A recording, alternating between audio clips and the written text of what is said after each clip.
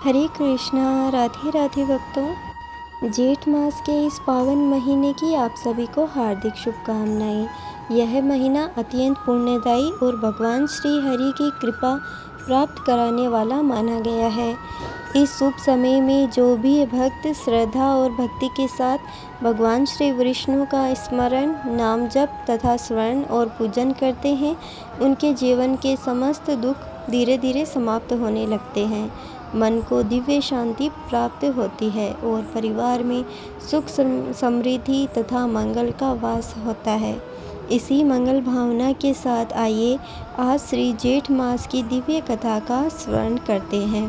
शास्त्रों में कहा गया है, जो मनुष्य अंतिम समय में भगवान विष्णु का स्मरण करते हुए अपने प्राण त्यागता है, वह भी मोक्ष को प्राप्त हो जाता है। फिर जिसने स्वयं भगवान का साक्षात दर्शन कर लिया हो, उसके लिए मुक्ति प्राप्त करना कौन सा आश्चर्य है। ऐसा पवित्र वचन महर्षि जैमिनी ने कहा है। उन्होंने आगे बताया है कि भगवान श्री हरि का केवल नाम स्मरण करने के मात्र से मनुष्य के बड़े बड़े पाप नष्ट हो जाते हैं। तब जिन भक्तों को भगवान के दर्शन प्राप्त हो जाएं, उनके लिए मोक्ष दुर्लभ नहीं रह जाता। विशेष रूप से पुरुषोत्तम क्षेत्र अर्थात नीलाचल धाम की महिमा तो अनंत और अद्भुत है। यह ऐसा दिव्य क्षेत्र है जहाँ अज्ञानियों तक को मुक्ति प्राप्त हो जाती है। फिर जो भक्त वैराग्य, ज्ञान और भक्ति से युक्त होकर वहाँ निवास करते हैं, उनकी महिमा का वर्णन करना भी कठिन है। यह सुनकर ऋषि मुनियों ने कहा, हे मुनिवर, जब ब्रह्मा जी ने नीलाचल में भगवान विष्णु का दर्शन किया, तब आगे क्या हुआ।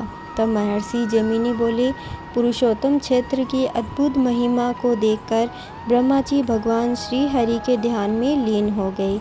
उसी समय पितरों के स्वामी यमराज अपने अधिकार के क्षीण होने से चिंतित होकर नीलाचल पर्वत पर पहुँचे। वहाँ उन्होंने भगवान जगन्नाथ और माता लक्ष्मी के दिव्य स्वरूप का दर्शन किया। यमराज ने श्रद्धा से उनको प्रणाम किया और भगवान की स्तुति करने लगे। उन्होंने कहा, हे देवों के देव, आप ही सृष्टि के पालन और संहार के एकमात्र कारण हैं। जैसे धागे में मणियाँ पिरोई रहती है, वैसे ही यह संपूर्ण जगत आप में स्थित है। आपने ही सृष्टि की रचना की, पालना की है और अंत में आप ही उसका संहार करते हैं। सूर्य और चंद्रमा के रूप में आप ही संसार को प्रकाशित करते हैं। हे जगन्नाथ, आप संसार के आधार और समस्त जगत के स्वामी हैं। मैं आपको बार बार प्रणाम करता हूँ। यमराज ने आगे कहा, हे प्रभु, आप करुणा के अथाह सागर हैं। आपकी महिमा अपरंपार है। आपकी माया से यह समस्त संचार संचालित होता है। पीताम्बर धारण करने वाले शंख, चक्र, गदा और पद्म से सुशोभित भगवान, आपको मेरा प्रणाम है। जो आपकी शरण में आते हैं, उनके सभी पाप नष्ट हो जाते हैं। उन्होंने माता लक्ष्मी की भी स्तुति की और कहा, हे देवी, आप भगवान की पराशक्ति है।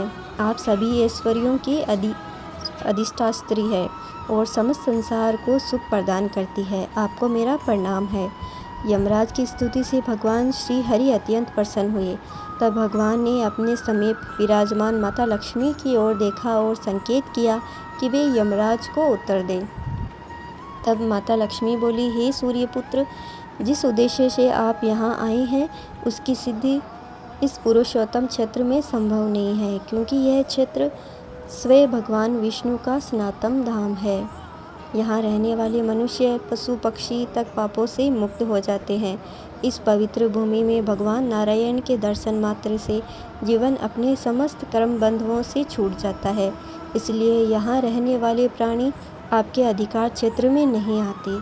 माता लक्ष्मी ने आगे कहा, हे सूर्यपुत्र, यहाँ केवल वे ही जीव निवास करते हैं जो मोक्ष के अधिकारी हैं।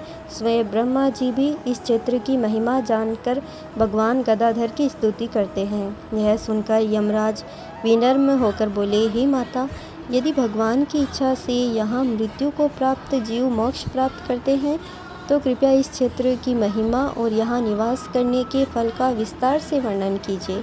तब माता लक्ष्मी ने एक प्राचीन कथा सुनाई।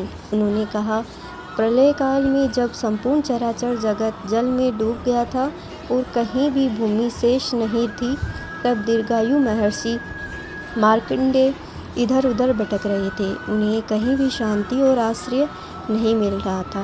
भटकते भटकते वे पुरुषोत्तम क्षेत्र पहुँचे। वहाँ उन्होंने अक्षयवट का दर्शन किया और तभी एक दिव्य बालक की वाणी सुनी, हे मार्कंडेय, शोक मत करो, मेरे पास आओ और अपने दुखों का त्याग करो।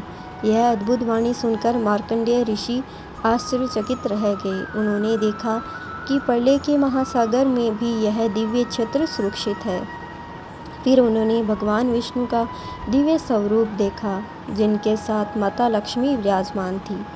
महर्षि मार्कंडेय ने भाव विभोर होकर भगवान की स्तुति की और कहा, हे जया सागर, आज आपके चरणों का आश्रय पाकर मेरा जीवन धन्य हो गया। मैं आपकी शरण में आया हूँ, कृपया करके मेरी रक्षा कीजिए। भगवान श्री हरि उनकी भक्ति से प्रसन्न हुए और बोले, हे मुनिवर, इस बाल स्वरूप को देखो और इसके मुख में प्रवेश करो। भगवान की आज्ञा से मार्कंडेय ऋषि उस बालक के मुख में प्रवेश कर गए। वहाँ उन्होंने संपूर्ण 14 लोक, देवता, ऋषि, पर्वत, नदियाँ, समूह और संपूर्ण सृष्टि का दर्शन किया। बहुत समय तक घूमने के बाद भी उन्हें उस दिव्य स्वरूप का अंत नहीं मिला। अंत में वे बाहर आकर आए और पुनः भगवान विष्णु का दर्शन किया। तब भगवान ने कहा, यह पुरुषोत्तम क्षेत्र मेरा सनातन धाम है। यहाँ न सृष्टि का प्रभाव है, न प्रलय का और न ही संसार के बंधनों का। जो भी यहाँ प्रवेश करता है वह मोक्ष प्राप्त कर पुनः जन्म मरण के चक्र में नहीं आता। भगवान के वचन सुनकर मार्कंडेय ऋषि ने वही निवास करने की इच्छा प्रकट की। तब भगवान ने उन्हें आशीर्वाद दिया और कहा कि वे यहाँ तपस्या करें। आगे चलकर मार्कंडेय ऋषि ने वहाँ एक पवित्र कुंड का निर्माण किया, जो आज मार्कंडेय कुंड के नाम से प्रसिद्ध है। वहाँ स्नान और भगवान शिव के दर्शन करने से अश्वमेध यज्ञ के समान पुण्य प्राप्त होता है। माता लक्ष्मी ने आगे बताया कि पुरुषोत्तम क्षेत्र समुद्र के भीतर और तट दोनों का विस्तृत है, जहाँ भगवान जगन्नाथ के साथ भगवान शिव भी यमेश्वर रूप में निवास करते हैं। उनके दर्शन और पूजन से यमराज के दंड का भय समाप्त हो जाता है। तो भक्तों, यह थी जेठ मास की दिव्य और पावन कथा। हमें विश्वास है कि इस कथा के स्मरण से आपके जीवन में भी भगवान श्री हरि की कृपा अवश्य बरसेगी। यदि आपको यह कथा पसंद आई हो तो इसे अपने परिवार और मित्रों के साथ अवश्य शेयर करें। भगवान श्री हरि आप सभी पर अपनी कृपा बनाए रखें। राधे राधे।